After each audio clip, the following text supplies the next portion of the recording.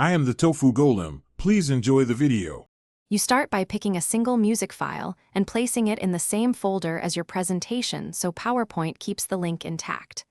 Once done, open PowerPoint 2010 and go to the first slide where you want background music to begin. Insert the audio. Choose Insert Audio from File, then select your MP3 or WAV. You do this now because linking correctly prevents missing audio later and makes later edits predictable and fast. After inserting, click the audio icon and switch to the Playback tab to control behavior. Choose Start, automatically so music begins with the slide, then check Play across slides.